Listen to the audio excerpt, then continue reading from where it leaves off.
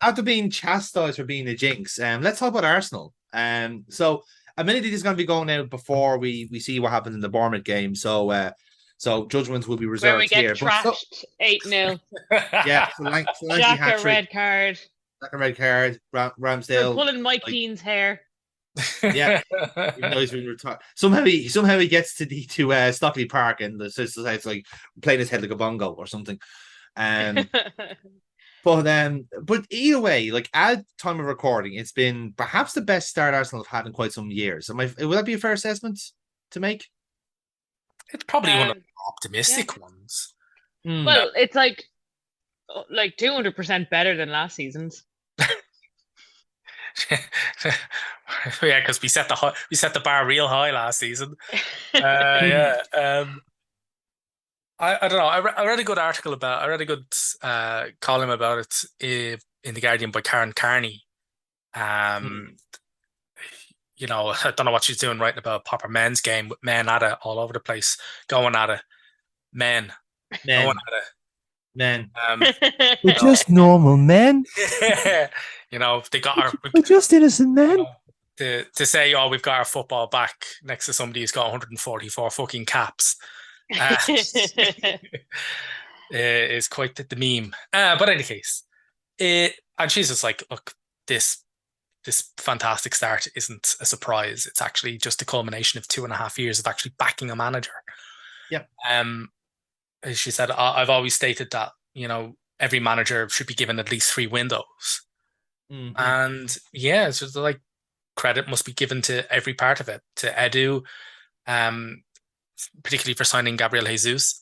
Great call in the end. Yeah, when he recruited Jesus, he explained that he thought that striker had lost the spark and he wanted to get it back at Arsenal. And Jesus agreed with him. I like that interesting way of recruiting, and the 2 goals against Leicester showed that it's already working. And also, he didn't score against Palace, but he was fucking brilliant. Like Palace he was out of the box like hot straight away. Like he was unreal. all over them. Like it was literally everything but the goal. And it was crazy. She goes on to point out the thing about Ramsdale, like signing Ramsdale was widely mocked. Even by myself, and even then, I just thought, that they just overpaid for him. I don't think that now. I was like, yeah, what the fuck do I know?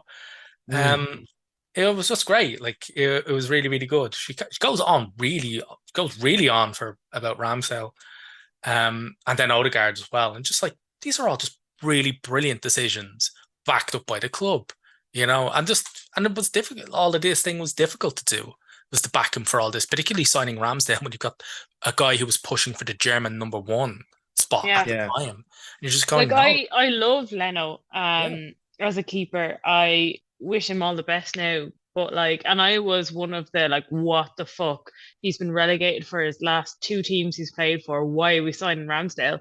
Admittedly, I didn't watch much of I did actually watch a good bit of Sheffield because of all the Irish lads. But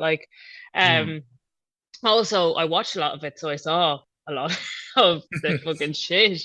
So yeah, no. Obviously the stats people and the scouts did well there. I would be in agreement with Neil that I thought we'd overpaid, but now I'm glad that we haven't. But yeah, you look at the complete overhaul of the team. I think it's Xhaka is the only remaining. Xhaka and Bellerin, but we're not really expecting him to be around too much longer, unfortunately. Yeah, unfortunately. But even then, but when you look at Xhaka's not playing anywhere close in the same position that he did at the beginning of all of this. I mean, when he was signed initially by Wenger, granted, hilariously, Wenger once called him a box-to-box midfielder and then never played him as one. Yeah. Yes. Yeah. But now, Xhaka's taking up a more advanced role because we've put Zinchenko at the defense, back, and just the interplay between him and Zinchenko is fucking ridiculous. They're constantly switching positions, constantly, switching in, switching out, doing the odd overlap. Xhaka's making back post runs, late back post Aaron Ramsey style fucking runs into the box. I'm going, who the fuck is this guy? You need to look at the Leicester game and you're thinking, that is not Granit Xhaka. That is somebody else you've stuck in the number. Fuck off. It's an imposter, clearly. He was fucking brilliant. He was absolutely brilliant. He should have had 2 goals because he bulleted one off the post.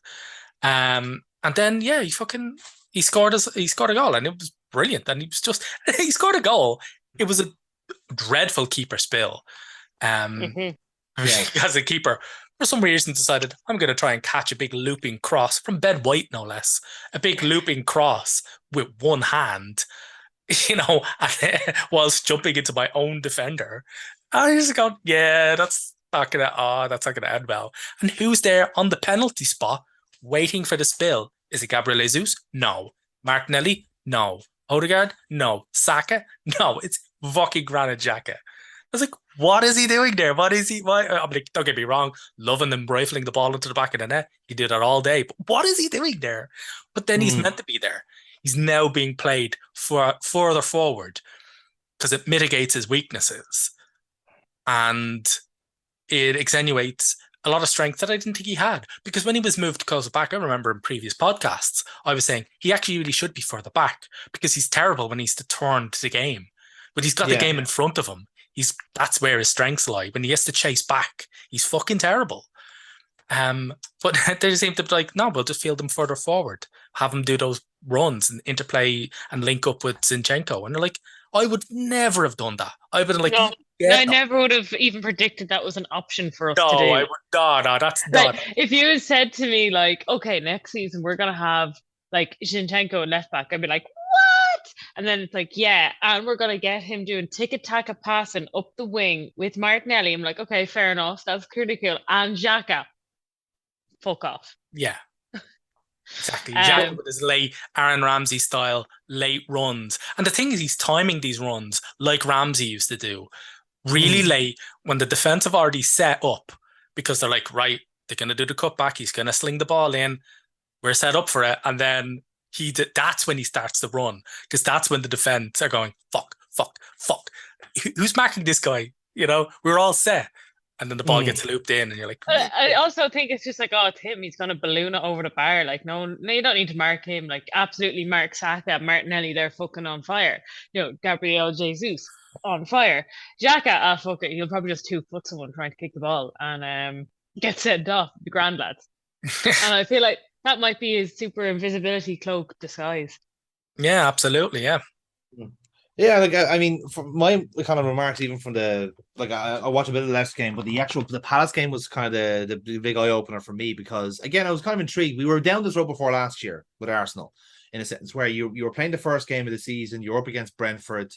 It's not guaranteed you'll win, but you would have expected to win against the newly promoted side, and you shit the bed. Then you cook up to the Palace game, and then you can see now Palace were no slouches, and I could say that from watching them on Monday. They are a very good team, defensively well done, and counter-attacking perfection. Yeah, they're going to fuck a lot of people up. They are going to be people's bogey teams this year. I'll mark my words. I'm really looking forward to watching them. But on that topic though, and to be fair, they did get back into the game against you guys, but just that kind of goal kept them at arm's length, and that's kind of what you needed. But the actual difference in Arsenal for me from, say, last season to this season, even over one preseason, and just those slight changes in personnel, again, you've improved in certain areas, is the off-the-ball movement. I just noticed that there were people making shadow runs now because now you had Gabriel Jesus who was willing to do that kind of like essentially a loop around the penalty box. So if he's out, someone else is in and vice versa. You're having that kind of interplay now between, let's say, if Jesus is out, then Martinelli is in, and if Martinelli's out, Saka is in, and there's a lovely bit of back and forth. Fluid. It's so fluid. Fluid is the word, yes. Now, there will be times where that fluid system will shut down, and that's fine. That is just the nature of the beast. But at least your possibility of scoring is going to go up so much. Like, you might as well be attack-minded this year and just fucking go for it, because this is probably the year to go for it. You have a strong Chelsea, you have a strong Spurs, you have to commit, or else you're still looking at fifth. Well, the Chelsea's kind of. I agree with you there that we strengthened in every option. It was pointed out there, funnily enough, in the column again with Carney, is like how Arsenal are going to get back into the top four is by improving our results against the teams that finished ahead of us. Yeah. So when you look at the 8 games against City, Liverpool, Spurs, and Chelsea, last season we got a whopping 6 points from those 8 games. And that's just simply unacceptable if you want to get into the top 4. And that's where we need to make our improvements. And the reason why we're making our improvements is because of those 4 teams. 3 have definitely strengthened, and 1 the jury's out on. I mean, like City are definitely got a better team. Spurs definitely have a fucking better team, much better fucking manager as well. Yeah. And Liverpool, I think you've got a much better team, even with the loss of Mane. But I think like that team's definitely progressing. That team's definitely transitioning. Once it will click. Klopp is too good a manager to not let shit click like this. Yeah. When it well, clicks, well, put it this way: if Nunes doesn't click, you have Harvey Elliott and you have Fabio Carvalho. yeah, Elliott's going to have a big year, so at least that way there's someone else in to worry about in the Liverpool team, exactly. especially with Luis Diaz now there for good. Diaz, yeah. So you have things to worry about there. Exactly. So like when that clicks, you're cooking with gas. Chelsea, Yes. all right, the jury's out. Todd Bowley doesn't Todd Bowley. doesn't really seem to know kind of what he's doing. What is a ball? Exactly. He's sort of, I have a feeling that like clubs are trying to rinse him because he's just stepped into the sporting director role. He's no idea what he's doing. Yeah. The Aubameyang deal feels like that because Barca wants 30 million for him. Like, I don't believe any of this shit. But like then again, kind of look at him and you're thinking, they're signing some shit. But in any case, he can't do any worse than the previous fucking transfer window, which was the £100 million spunked up the wall on Lukaku. Yes. So in fairness, like after watching the Spurs game, Cucurella was a very good shout. He's a vast improvement on Marcos Alonso. No, he is a vast improvement. But like, have they overpaid for him? I think so. You know, are they going to get that money back? Well, that may be a question for another time. Yeah, it's definitely a question for another time. But my point is that like people are, I kind of get the feeling that Todd Bowley is being kind of looked at this kind of gold mine in the same way like poker players regard a really rich person at the table who can't play for fuck.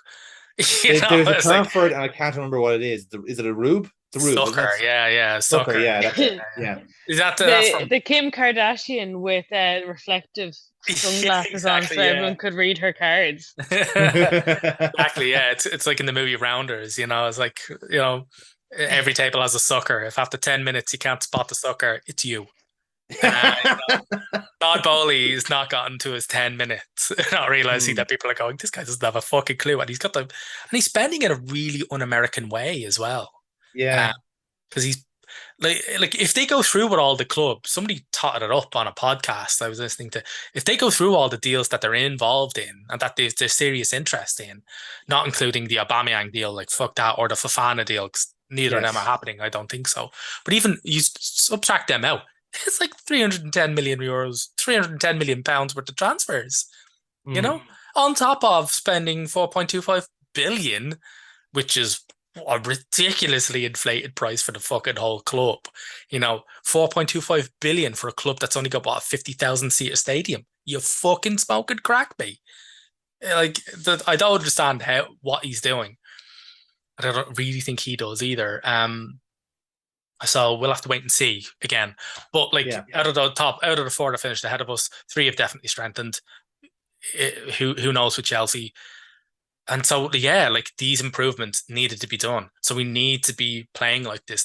It's good. I like this from Arsenal, Yeah, if we had any sort of dip coming in, like with all the money, with all the changes, like it'd be like Arteta would be gone now.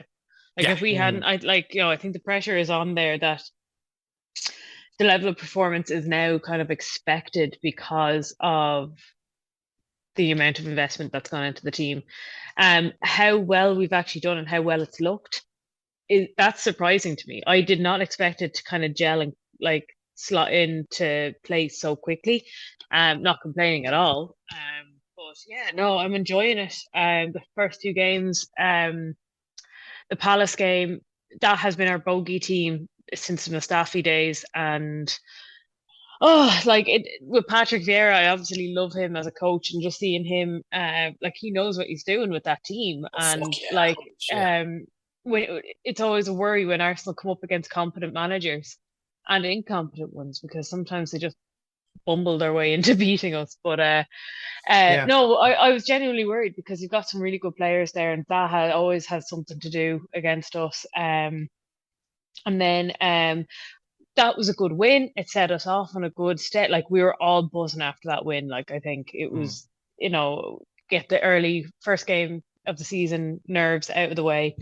Leicester being the second game in, that's a tough test. But oh my God, we played so well. There was like the bits of the match that we got to see live were really, really good. They were crisp passing, fluid movement, like you said, like the working as a unit in defence.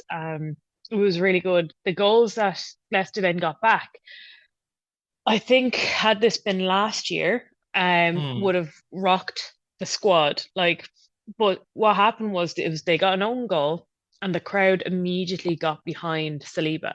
Yeah, the So cheering and applause, but when the next time he picked the ball up was like, even Arteta mentioned it afterwards. He's like, I've never seen that.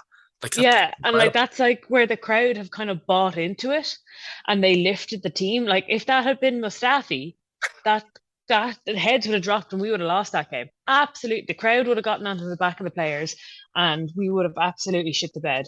But the crowd are invested in the squad. They've got players that they want to see do well, not players that they consider passengers in the squad. Like I can't imagine anyone. I can't think of any player really that's a passenger in the squad. Whereas if you thought Pepe, but he actually, hasn't, yeah, he's gone but though. he In hasn't fairness, he'd be played. gone to Nice. Yeah. yeah, no, oh yeah, no, a player that regularly gets onto the field and is considered a passenger. Yeah, Like, Yeah. like that's what I'm talking about. Like whereas we had loads of them last season. yeah. Auba, Lacazette being two of them. Yeah. The two captains, we're great at picking captains, we are. But yeah, no, like just the movement was just really, really good. And then they got their goal back. They got all riled up. We got riled up for our team though, and we backed our team to improve.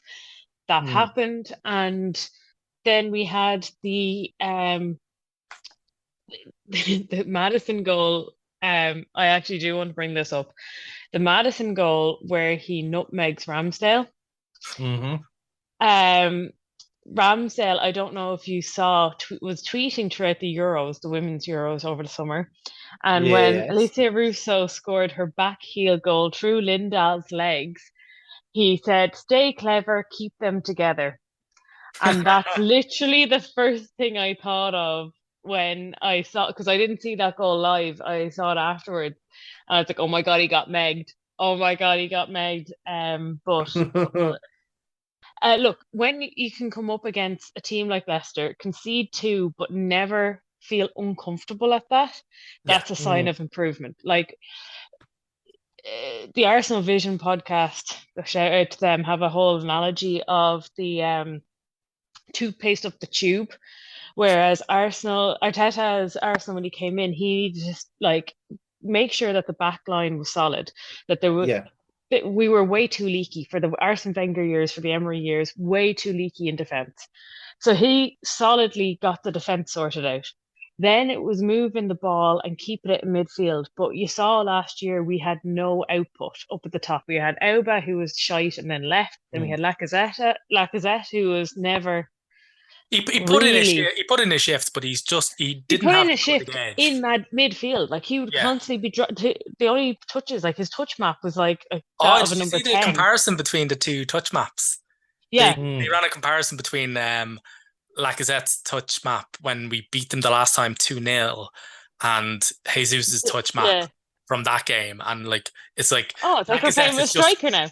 Lacazette's is just a straight line almost down. He's like, is that a box-to-box midfielder? If you'd have put that heat map onto, say, like Partey or Xhaka or somebody like that, you'd be like, oh yeah, that's actually pretty good. He was getting into the box a lot. It's like, no, that was apparently our centre forward. Yeah, like, back behind in the semicircle all the time. What the fuck? Exactly. Like, but that whole thing of getting the ball, and now we've got a solid forward line, that there can be fluid football from the back line to the forward line. That like Jesus might be the missing key to this puzzle that Arteta has needed. I'm not going to get carried away and say we're going to win the league, lads. Although we're Liverpool. Liverpool in at crisis. Time of recording, yes, Liverpool fair point. Crisis. Yes, in crisis. No, it's been a good start to the season. The women are looking good, making signings. for I say that now just because we've made our first major signing of the summer. We signed a backup keeper earlier on, and now we've just signed pretty solid striker and Lena Hurtig.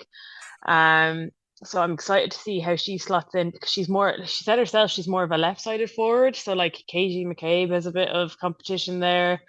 Caitlin Katie Ford McCabe is competition all over the pitch. Like, it's like, yeah, a new central mid. Katie McCabe plays there. We signed a new forward. Katie McCabe plays there. the new backup goalkeeper, Kate McCabe, furiously throws down gloves. Check out our new kit man. What the fuck? Dopes. At least he didn't sign a goalkeeper coach, right? Right? Yeah. Oh, So no, but I quite like the Lena Hurtig one. Signing her from fucking Juve as well. I was like, God damn, you know. So yeah, the Italian champion. So I'm like, I'm happy with that. So, but yeah, like overall, the club seems to be really gelling. Lots of things. But We're we still haven't seen Emil Smith-Rowe back playing. He's been injured. the guy for the under 21s. Yeah, he came back from injury. Yeah, so yeah. They both played a half of the under 21 or the under 23s, whichever one, alongside our other latest signing, Marquinhos, one for the future, who apparently is just ripping up the fucking under 21s. He's already scored like 3 goals.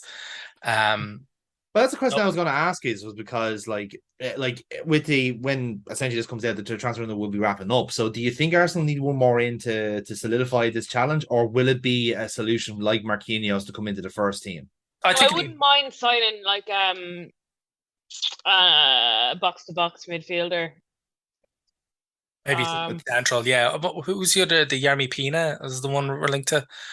That or Tielemans. Like I wouldn't mind having Tielemans in there to, step in if needed. Yeah, it looks like he either lets to sell up now, or they're going to lose him next year for nothing. So yeah, it's more of a depth thing with us. But then again, like we've got Smith Rowe to come back in. He's being the good thing about, we do have some depth, but the good thing about this is that we don't have to rush people back. So I mean, we're not like, oh shit, like we're without Smith. Like last season, if you said, right, we're going to be without Smith Rowe for the first 3 games of the season, we'd be like, fucked. We're fucked. But now we're like, it's fine. We've got Martinelli, and he's fucking bossing it. Martinelli is bossing it. His fucking goal against Leicester was brilliant. Gets the ball from Jesus, cuts out. Cuts out, fakes most of the defense because he's like, oh, they're gonna pass wide, and he's like, nah, you know what? And then he just rifles it opposite corner. It's like, boom, get the fuck in. Brilliant. Only surpassed by the first goal that we scored in the game. Yes, that delicious chip curling finish. Oh, like a curly chip. Oh my god, that's what it is. The audacity to just go, there's 5-6 defenders in front of me. I can't be bothered with this shit. Yeah, there we go. Only bested, of course, by the poorly drawn Arsenal. Afterwards. Oh no! It's just brilliant. I just love it. It's great. Yes. So I want to capture this moment in time when Arsenal fans are happy because it turns so quickly sometimes. Because we got reason to be. Yeah, you do have reason this time. Yes, it's not delusional. You are actually in a good state right now. It's really good. Saliba is back and bossing it like nobody thought he would. Holy fuck! He can score a wonderful header as well, as we've seen. So, but no, Saliba's just been imperious. Like against Palace, like just he got nothing. Like he gave them nothing. Like he got fucking no change. Everybody was just like, holy shit! Like this guy's ice cold. Wonderful, absolutely brilliant. We are loving this. Yep. Cue the we're following up of this where it's just like, I can't believe Bournemouth bet is 8-0. I was gonna say it's like Bournemouth 2, Arsenal 0. Zinchenko should go fuck himself. Exactly. So hoisted down by Scott Parker again. Yes, I am firmly aware that I have set the very petard I shall be hoisted by. Such is the way of Arsenal. This is the way. This is